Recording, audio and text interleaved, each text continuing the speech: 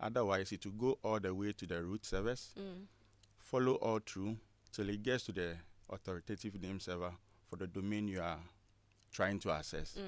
Guess the IP, keep a copy, and give you a copy. Then you can browse on your phone. Now, these things we're talking about sounds lengthy, but it actually happens in milliseconds. Yeah, you don't even recognize it. No, you don't. Yeah. You don't. So talking about domain, like the my join online, that one will be the domain, if anything at all. So that will be the name. And then, like you're saying, everything happens behind the scenes. Yeah, everything happens behind the scene and very fast too. We are breaking it down for you listening in. So, like I said, it'll be good to learn something new today. So when we talk about DNS outage, when that occurs, what really happens? Based on what you have told us as how you get connected, what happens when there's an outage? So you are reliant on a system that takes you to a resource on the web, on the internet generally. You are so dependent on that system that if the system is not there, you can't go to the resource you are trying to go. So when there is an outage on the DNS, a site that you could previously access becomes inaccessible. And sometimes it may be because the website itself is down, but let's assume that the website is up. Now your DNS should be able to give you an IP. But if you query the DNS, if you ask the DNS, I want to go to myjoyonline.com, and it doesn't return a response, your system will try again. There is no response. It will try again, no response. After some time, it gives you that error message. Your page cannot be, the server cannot be reached. You understand? Then it means that the resource you are trying to access cannot be reached. So that is when you realize that it's either the DNS is not giving you an IP or the resource you are going to is not accessible. So that's what happens generally. Basically. You mentioned something like you're trying to access a website. So can a single DNS failure at any point in time, like a particular one that has happened, can it take down multiple websites at once? Like because one is not working, can it affect? Okay, so for us to appreciate the scale of outage, you need to understand how the DNS is deployed. For instance, if I am a cloud service provider, a hosting service provider, I have so many people buying different domains from me. Now I create records for them on my DNS infrastructure. If I just have one single DNS infrastructure, I mean one DNS server, and I keep all the records for all the domains on that particular server, and that server is affected. If I have 100,000 domains registered, 100,000 users will be affected. So this is more like the infrastructure setup that is in place. Yes. Alternatively, if I am a service provider, I am not the authoritative name server for the domains. I'm just giving you a cached copy. I'm just giving you the IP addresses that I get from the authoritative DNS. If my DNS goes down, then none of my subscribers will be able to access any resource on the internet. Yes. So if you are the service provider having the hosting service and then yours goes down, we can't access your resources. The same way, if I am a service provider and the hosting service is up and my resolver is not able to give IP addresses to my subscribers, they can't also access. So the cloud provider controls the number of websites. If his system fails, that's it. That's it. Because talking about the cloud provider, I know there are quite a number of cloud providers now. We have Google, we have AWS and all that. So if there is any issue on their side, then anyone sitting on their infrastructure, basically. Yes. That's the sad thing. So what normally we do is you try to avoid a situation where you have just one system providing that kind of service. It is something that if you are an end user, you should be concerned about. You don't just host because it's cheap or because it's popular. You get it. You should do some due diligence. Check a few things to be sure, to convince yourself that if my domain is the authoritative name server for my domain is just one, even if it is two, you should be worried. Because then the system, the internet doesn't sleep. What if I want to do maintenance? What if there is an outage? Anything could happen. I should have redundancy. And the redundancy shouldn't also all sit in the same place. You get it? Possibly if you have one on a particular example, Google, the other one should be on a different platform altogether. That's what you mean by shouldn't all sit in one So you place. can have different DNS service providers. Yes, correct. You need to have the redundancy in place so that if one is off, Yes. you have the other Yes. one working Yeah. for you, and they don't have to sit in one place. Applications like WhatsApp, X, Facebook, is there a possibility that they can go down because of DNS issue? So is there a possibility that they can go down? We need to break it up. Okay. Maybe the services are running correctly, Okay. but whether they'll be reachable because of DNS outage, yes, they might not be reachable to a cross section of users if the DNS serving them is not working properly. Got it. Yes. Got it. So you said to a cross section, it may not necessarily affect. Is this something that So could be global? Like, if it is going to be global, then the problem should be with the authoritative name server, telling us who Facebook is or who Google is, that kind of thing. If those servers are compromised, then all over the world, we can't reach, those URLs or those websites. But if it is to do locally with my resolver having an issue, then it is only my subscribers that will suffer. So even in Ghana, if we have 10 internet service providers or mobile service providers, and one of them has a faulty DNS, you realize that some users on one network would enjoy service, whilst another group on another network would not be able to enjoy access the the service. service. How common are DNS outages globally? And have we had any major issues affect Ghana before? Global outage doesn't happen frequently. It hardly happens. Here is the thing. Right from the inception, the way the DNS was made, it was made to be a distributed system. So it's not meant to sit in one location centrally. Got you. So we have several copies of records spread around the world. So for a global outage to occur, then it means that the processes that were not being followed. That is when you have one system that has not been looked at for a very long time going down, and then it's going to take down a cross section of resources that it was pointing to. But recently we've a couple of issues related to DNS outages. A more recent one being AWS complaining that they had a configuration issue with one of their Route 53 DNS servers.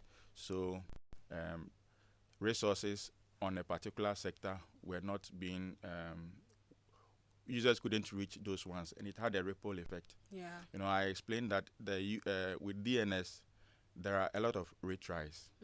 I go to you, I ask the query, I'm not getting the answer, I ask again. So if it is a problem with the DNS, and it even gets back online, the volume of requests that comes to it all of a sudden can still overwhelm it. You get it? Because it queues the request. Yeah. So that is what happens. I mean, on a global scale, we try as much as possible not to have those single point of failures. And when they do, we see the effect that we recently experienced with, for instance, Amazon. Wow. How do DNS providers like Google Hmm. DNS or maybe Cloudflare, how do they differ from local ones like the ones that we have in country? I would say they differ in Okay. the scale of their infrastructure. We in Ghana are 34 million or thereabout. If we are building a system, we are looking at that. Google is looking at a wider reach, so they have invested heavily in infrastructure that can support that scale. They invest also, their level of investment Mm-hmm. literally is more than with us, the local people. And then they've got also much more expertise because of the volume and scale of work they do. But running DNS service is not rocket science. Mm. Local service providers can equally do what Google is doing, can run perfect DNS services, either caching solutions, or they can run authoritative name service. Because in Ghana, we have people who provide who sell domains. Yes, yes, yes. Yeah, That so one if I'm you aware of sell that. domains, Yeah. then you should be the authoritative name server for those domains, Yeah. and it works just fine. Mm. You understand it? Yeah. Yes. Yeah. So it's just on the scale. We look for you to implement DNS properly. You need to look at all the areas, security, scalability, and all of those things. So if you are doing it even on a small scale, Mm-hmm. we advise that you do the same thing because you scale it with time. Mm. But those on the bigger, the names we mentioned, it is their business. So the level of investment that goes into it is quite high. Interesting. I mean, talking about the small scale and having them locally. So, when we're talking about this, let's talk about our internet service providers. I mean, Hmm. those in Ghana here and how they can contribute to or prevent DNS issue. Are they even doing it in the first place? When it comes to DNS related things, the internet service providers. So for some time, we've been monitoring activities of DNS um, in country, Mm. and it's quite heartwarming to realize that Ghana is one of the few countries that is is implementing best practices. Oh wow. Yes, yes, yes, yes, yes. Hey, and this one we Ghana have to is give. implementing a lot of best practices. So um, what we have here is Mm. synonymous with what you would get elsewhere. Mm. They put in all the right controls because DNS is some form, the records that go through it, the transactions that go through it, Mm-hmm. define users. They define users literally. So, should you pass that information to a third party Mm. who claims he's giving it to you for free Mm. and can gladly see where the 34 million Ghanaians have been going and what they've been doing? So at a point, I think the internet service providers realized that they needed to take things into their own hands, build their own DNS infrastructure, whether it's an authoritative name server or it is a caching server. Mm. And they put in all the best practices, standard best practices you can find elsewhere in any part of the world. So I think that in Ghana, Mm. we are doing the right things. So when you say in Ghana and we, are you talking about all the internet service providers or specific ones? Not necessarily to mention their names, but I just want to understand how we are coming up with the fact that Ghana is doing well in terms of the best practices when it comes to DNS. With your permission. Okay. So in Ghana, if you take the largest sector, the largest player in the telecommunication industry, Mm. MTN Ghana, Mm-hmm. MTN's subscriber base Mm-hmm. defines more than 2/3 of the total subscriber base in the country. Okay. Now, if the biggest player Mm-hmm. does the best things, Okay. then literally It's majority of. majority. Okay. Okay. You get it. So they implement the best practices. Now, maybe for your information, um, there are standards in the world, just like the ISO certifications and all of those things that people subscribe to. Yeah.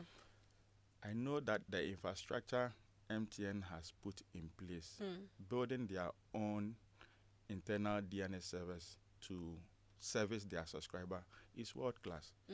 In Africa, it is the only ISP that has gotten that certification, and it's online. It's readily available for everybody to see. So if you have such a player leading the play, then of course you can confidently say that they are doing what they have to do for the country, and it's helping. Okay. You've given an example of the infrastructure in place. Can we talk about some of the best practices, as you have mentioned? Yes, so we can talk about a few. Okay. For instance, I mentioned authoritative DNS, Yeah. and I also mentioned caching DNS. Yes. These are different rules. Okay. We don't recommend that you run those two services on the same box. Okay. You get it? If you buy a powerful server, no matter how powerful it is, we advise that you keep functions strictly to one server. Okay. You don't say that my server can service 100 million subscribers. So if I have 30 million subscribers, I'll still go ahead and use one server because that one server is able to do 100 million and I'm underutilizing it. No. You need several physical servers to run those services. Why are we saying this? If someone should attack or overwhelm your system and you just have one, just look at the ripple effect. You take it out and that is it. Apart from running it on multiple physical servers, we also advise that you have your infrastructure spread geographically different locations so that if today the whole of Accra should get flooded, God forbid, or something, fire or something should happen, your subscribers should still be able to browse. You should be able to. Then apart from that, you should implement DNS security in the DNS protocol, such that you are assuring your subscriber. What it does is anything that it gets from the name service, the authoritative name service, it does a cross check to confirm that I'm actually getting the correct thing. And that is what you give to your subscribers. So if you are putting all these things that I've mentioned in place, then you are playing on the international field. That sounds good. I want us to have information on the difference between a general internet outage and then DNS outage. What is the main difference between the two? General internet outage. If you remember what we discussed some time back, we said internet is a connection of networks. Yes. So a bigger scale of connection of networks. Now, the fact that you are isolated means to you that the internet is not reachable. Do you get it? So we had a series of fiber cuts. Yes, that was how many? I think 1 year ago, to 2024, thereabout. Yeah, and when it happened, the cables that were serving our country were cut. So somehow we lost connectivity to the other part of the internet. So even though we had network in our country, our network was not sufficient for us. It's true. You understand? Now that is internet outage. If you take DNS outage, the internet is still fine. The services are running. But the guy who is so critical that everybody talks to before going to the internet is not responding. He is not responding. He is not doing his work well. So to end users, it seems the internet is not reachable. So it is going to be difficult. It depends on which level you understand these things to. For the end user, he would not even think there's something called DNS. You just say the internet it's just that the internet, the service is down. And it could be that it is not a service outage on the internet, but maybe just a fault with the DNS infrastructure. Yeah. This is interesting. Sometime back, I set up my website, and this whole conversation about DNS. Sometimes how the name will have to propagate. It can take like Yes, yes. 24 Yeah, hours. it takes time. Oh my It takes goodness! time. You've changed, and you are expecting the thing to be up, but Yes. for a reason, Yes. it's just not minding you. It can really be frustrating, but yeah, it really makes a lot of sense. So talking about businesses in Ghana, how can they prepare for or minimize the impact of a DNS outage? If you are a business, Mm, what do you use the internet for? mm, Do you provide critical services on it, or you are just an end user? So if you are a critical, you provide critical services, then what we have explained so far, mm. you should take them into consideration. When we say critical service, can we just give an example? Because So, somebody maybe they have an online shop, or for someone it's only a blog. Can we just talk about what's the okay, critical so services? Then they know where um, this comes I in am for them. selling domains, Mm-hmm. and I have, let's take um, the .gh Mm-hmm. for instance. Mm-hmm. So something.gov.gh. Yeah. If you are hosting .gh, or you are the domain owner for .gh, Mm-hmm. it means that anything with the extension .gh, Mm-hmm. you are managing it. So if your DNS infrastructure becomes problematic, then we would experience what Amazon. Everyone Yes. on. So anything .something.gh will have will not be accessible. Yeah. So in that case, Mm-hmm. your services are so critical Critical. that you must understand that you get multiple servers, have some local, have some elsewhere.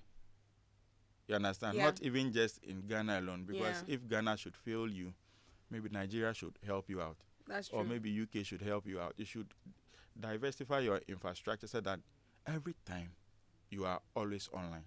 So that is how I categorize them as having Critical. critical service. Okay. The same way, if you are a mobile internet service provider, or a Mm-hmm. mobile service provider, Mm-hmm. you don't want your subscribers to experience poor service. I mean, what people don't realize is Mm-hmm. the ones we think are free. I mean, who builds something of that scale and gives everything to you for free? You should think about, if you want to make money, then build some of the infrastructure and have some control. So you're trying to say they're not really free. They are not, they are free service, but they have ways of monetizing the services that they are giving you. Yeah. So you should, as a mobile, as a ISP, you should be interested in building infrastructure. You don't just build it; you deploy the latest software, Mm. and then you also you should be very proactive in monitoring. Mm. Monitor your services, because it's people are using it by the second. Yeah. So if you don't just deploy, like we've been saying, it's critical infrastructure, but we don't talk about it It's true. unless something happens. It's true, because everybody was fine. Like this match thing that we were talking about, everybody was fine until realized we can't connect to anything. So yes. if it's linked to DNS, like we are having a discussion on it right now, you are fine until you realize that I'm trying to reach my site and It's not. I It's can't not. get It's through not to responding. So once you have those things in place, and you deploy the best, the good, you deploy good software, you monitor, you invest in your infrastructure, then you can avoid extreme reliance on other third-party DNS providers. So if something happens to them, you are still fine. You can still browse your it. internet. So, I mean, with what you just said, you can rely on other third-party providers. Yeah. But what you are saying is it will be good for you to have yours as Yes. well. Because when you have yours, for instance, you can you can take care of privacy for your subscribers. You can assure them of security. You know their data is not being sold to a third party. All the request that goes to Google, do you know how they use them? Mm. But your service provider can give you that assurance that this is what they are. This is what we are doing, and it is best for you. Mm. And when it gives you control, essentially, it gives you control. Mm.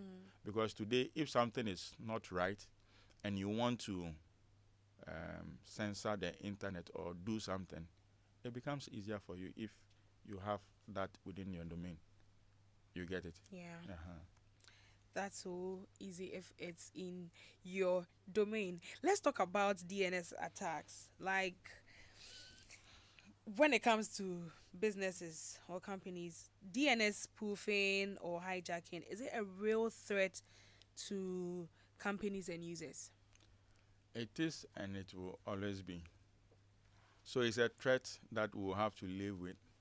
It's a threat we have to manage, because constantly people people are trying to get hold of that central focal point where if I get it, then I can redirect traffic without people realizing it immediately. Mm. I can steal data.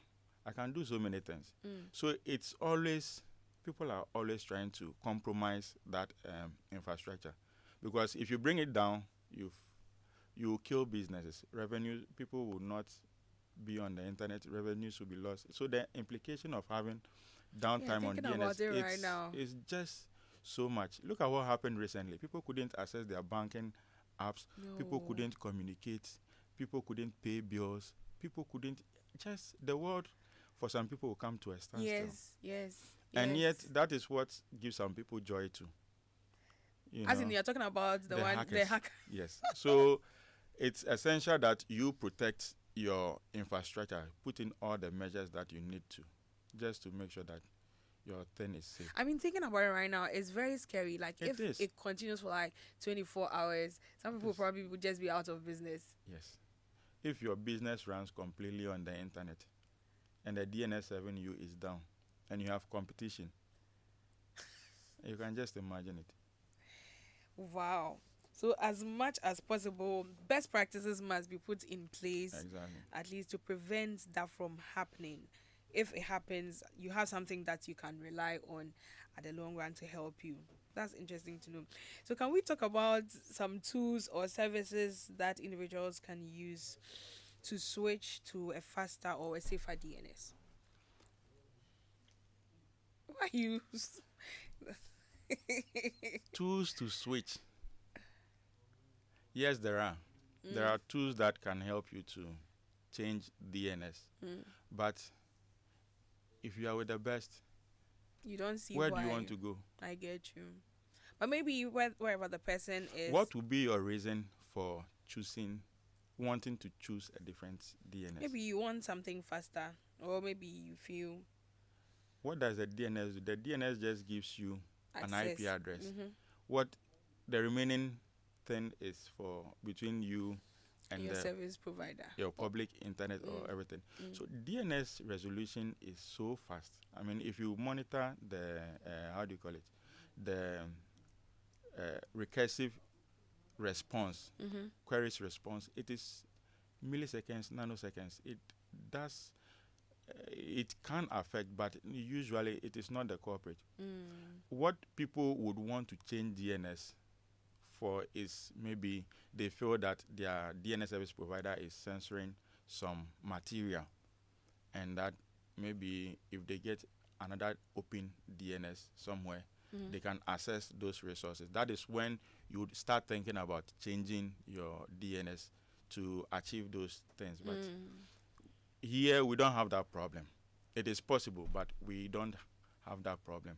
So I don't know if people would still be interested to change, because it's You don't see why. Yes, I I get don't you. see why you would want to do that, but it's possible. You can. You can do the change if you want. I want us to talk about government institutions and how they can protect critical online services from DNS disruptions. Because sometimes, I mean, you were giving the example of the .gh. There are times that you are trying to access some of these government websites, and then it may not necessarily be DNS related, but you're just struggling to have connection. connection or even have the service that you want on those sites. So how can government institutions protect critical online services from DNS disruptions?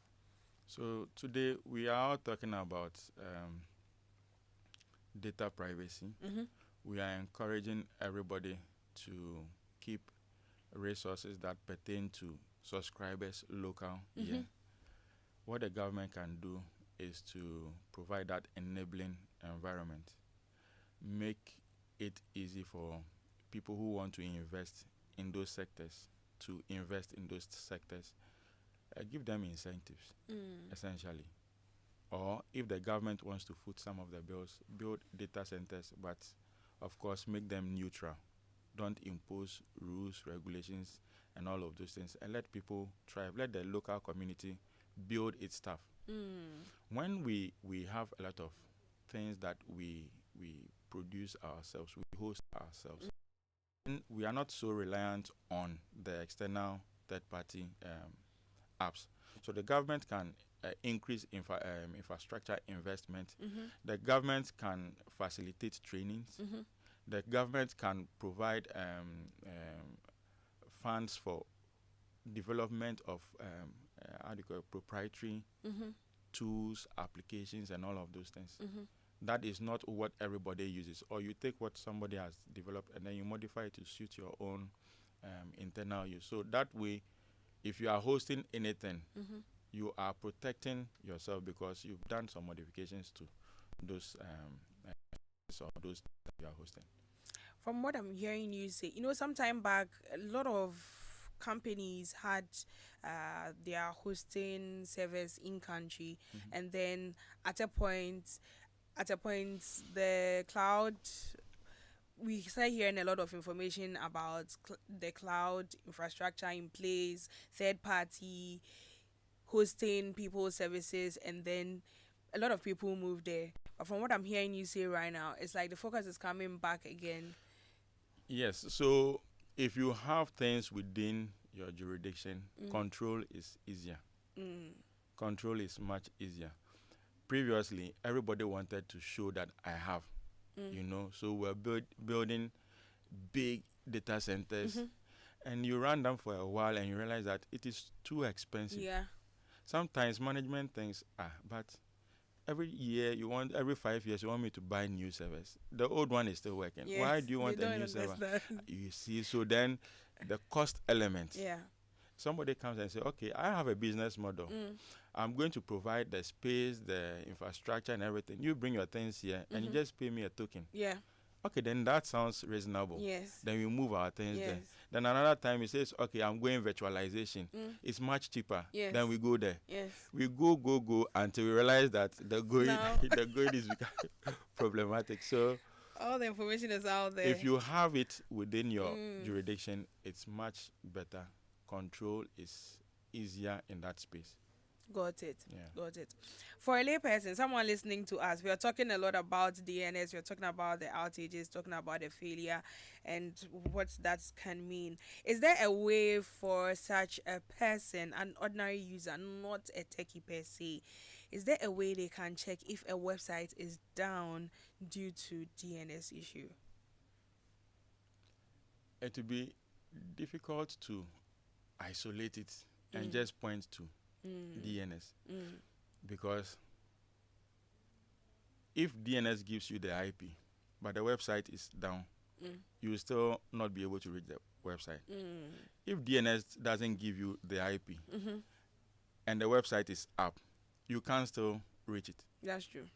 So it's the same problem, but two people can cause it. So for the end user, it's difficult. Like what happened recently, people will just say the internet is not working. Why? All of a sudden my app is not working. You just get frustrated. It's true. You won't want to understand that DNS is causing all these things. I like that you won't want to understand. No. It's none of your. You don't care about that. It's not your business. It's not your business at all. So at the end of the day, all you know is that you're not accessing whatever website Yes. or application that you are going to. Yes. Why don't we hear more about this discussion that we are having, education on DNS or education on how they actually? Why don't we have more public education about it? I think we are doing well. Yes. Yes. For Geek Squad. Yes, Geek Squad is doing well, but then Uh-huh. I think a year or two ago, Mm-hmm. the Ghana Domain Name Registry, they organized a series of trainings. Okay. They've been organizing a series of public forums and Okay. all those things to sensitize the public on Yeah. DNS, Mm. domains, and DNS related issues. I was fortunate to be a technical resource for one of their Okay. trainings.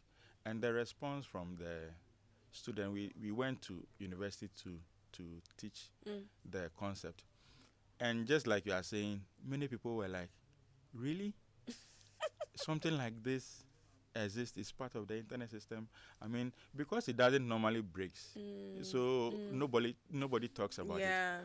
But now, it is good that the failures are happening, Mm. and people are seeing that if you need to have smooth internet, then you need to make sure that all the various components are in place. So Yeah. I think that in this country, Mm-hmm. the awareness is ongoing. We are doing well. We are doing well. Yes. It could be better. Yes, it could be better, but the awareness is there. It's just that maybe it's targeted. Mm. When you say targeted, how do you mean? So you go to people, you go to universities, you go to how do you call it? You go to second cycle institutions. Mm. So they are moving. It's not. Maybe we should do it on a public scale. Everybody, this is the internet, but then it will How be do you meaning. do that? It will too? also be meaningless to a lot of people. Yeah. You understand? I think that the team is taking feedback, the response, and then Mm-hmm. the feedback they get drives the next line of action. I think that they are having plans to keep this thing rolling and maybe bringing more of such conversation into the public domain for people to follow. That's interesting. I want to ask you this one. Mm-hmm. This specifically to you. Mobile networks. Mm-hmm. I know you've spoken about the fact that they have configurations or infrastructure in place. Do they also experience DNS related failures? Do they happen, or because of the infrastructure in place, it doesn't even happen at all? Do they experience it? It can happen. It can happen, but hardly would you let that happen Mm. because it's revenue. You are in business. So for them, it's critical. It is very critical. It is very, very critical.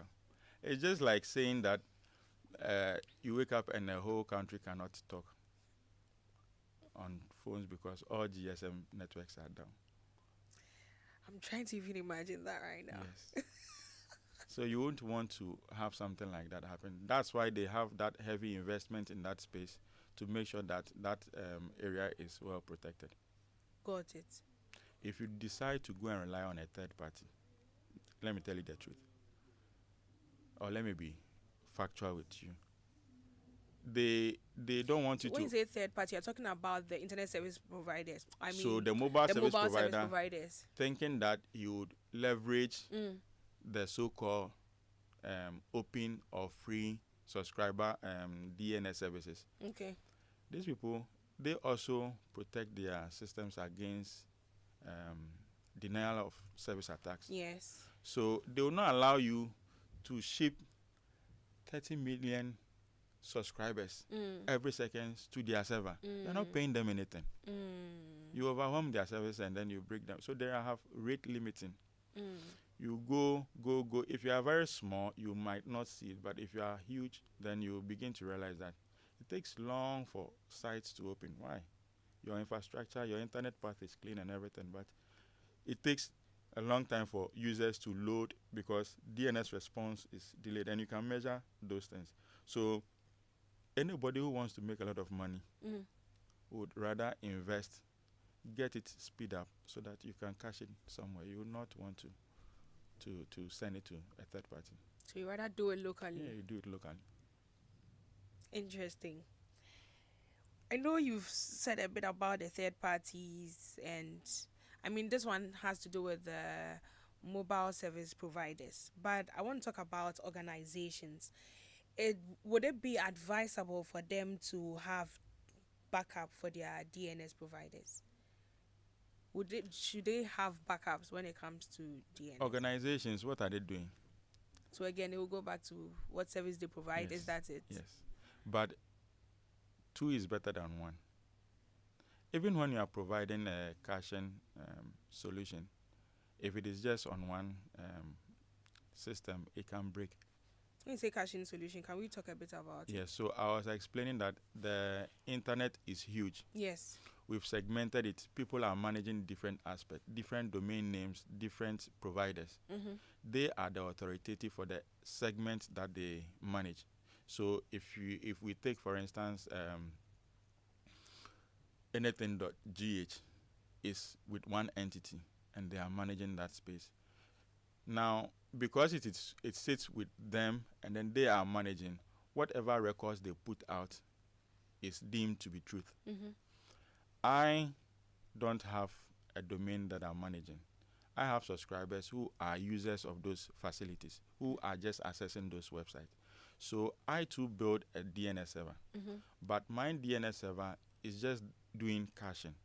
What it does is, anybody who asks for the first time, it goes all the way, asks, gets the answer, keeps a copy, and then give the answer to The person who asked. the second person who comes.